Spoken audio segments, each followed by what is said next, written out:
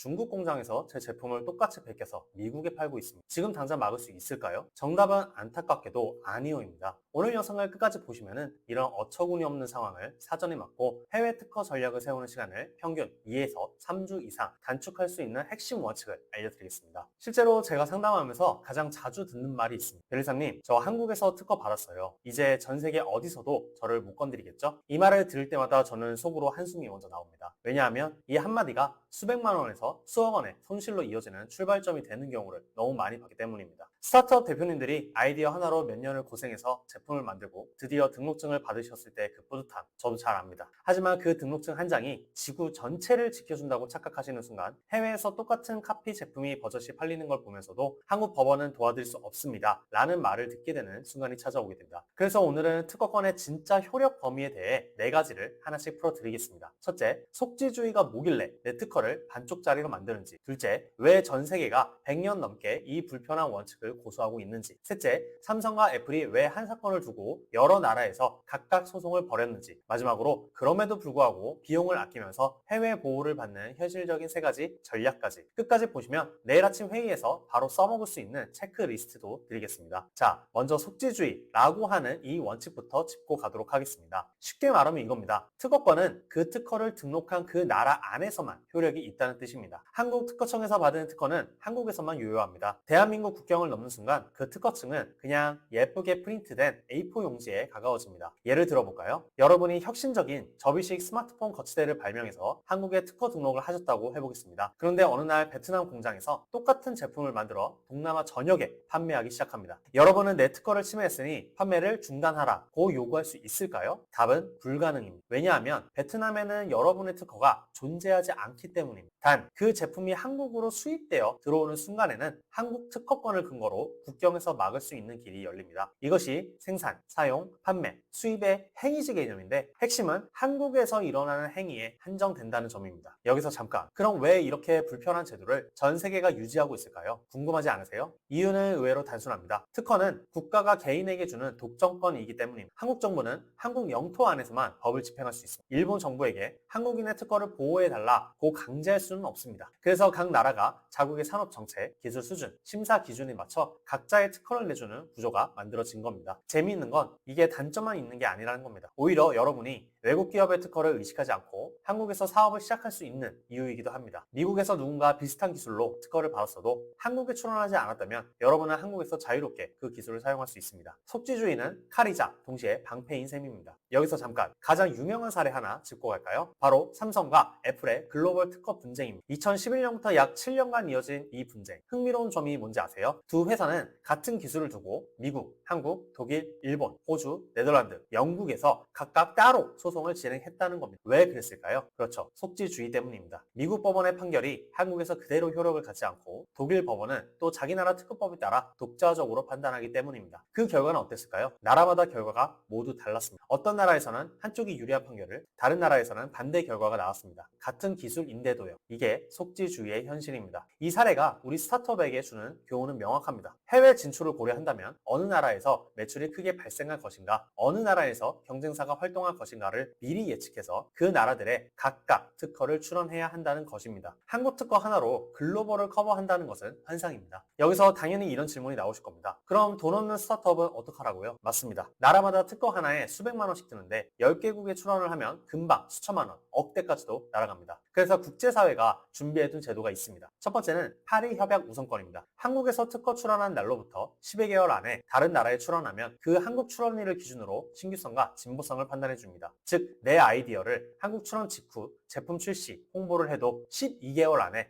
해외 출원만 걸어두면 한국 출원 시점의 기술 수준으로 보호받을 수 있는 거죠. 12개월의 시장 테스트 시간을 버는 셈입니다. 두 번째로 PCT, 특허 협력 조약 국제 출원입니다. PCT는 한 번의 출원으로 전 세계 150개국 이상의 출원한 것과 같은 효과를 내주는 그런 제도입니다. 주의하실 점은 PCT가 특허를 한 번에 받는 제도가 아니라 출원 날짜를 확보해 두는 제도라는 겁니다. 결국 진짜 특허를 받으려면 각 나라의 국내 단계에 들어가야 하지만 최대 최대 30개월까지 그 결정을 미룰 수 있습니다. 그 사이 사업이 어느 나라에서 잘 되는지 지켜보면서 진짜 필요한 나라에만 특허를 등록하는 선택과 집중 전략이 가능해지는 겁니다. 세 번째는 우선순위 시장 중심 전략입니다. B2C 소비재라면 한국, 미국, 중국 같은 대형 시장 3개국 우선, B2B 산업재라면 독일이나 일본이 오히려 더 중요할 수 있습니다. 무작정 많이가 아니라 정확히가 훨씬 중요합니다. 나라 하나 추가할 때마다 수백만 원이 더 나간다고 생각하면 선택의 무게가 달라질 겁니다. 자, 지금까지의 내용을 딱 세 줄로 정리하겠습니다. 첫째, 특허는 그 나라 안에서만 효력이 있습니다. 한국 특허로 해외 카피를 막을 수는 없습니다. 둘째, 삼성, 애플 사례처럼 글로벌 분쟁은 나라별로 각각 진행됩니다. 셋째, 파리 협약 우선권은 12개월, PCT는 최대 30개월의 고민할 시간을 줍니다. 그럼 지금 당장 실행하실 수 있는 체크리스트도 드리겠습니다. 오늘 밤 잠들기 전에 딱 세 가지만 확인해보세요. 내 제품이 향후 3년 내 진출할 핵심 3개국은 어디인지, 한국 출원일로부터 지금 몇 개월이 지났는지, 12개월이 임박했다면 지금이 골든타임입니다. 그리고 경쟁사가 주로 활동하고 있는 국가가 내 특허가 준비되어 있는지, 이 세 질문에 답만 해보셔도 앞으로의 전략이 훨씬 선명해지실 겁니다. 특허는 받는 것보다 어디서 받느냐가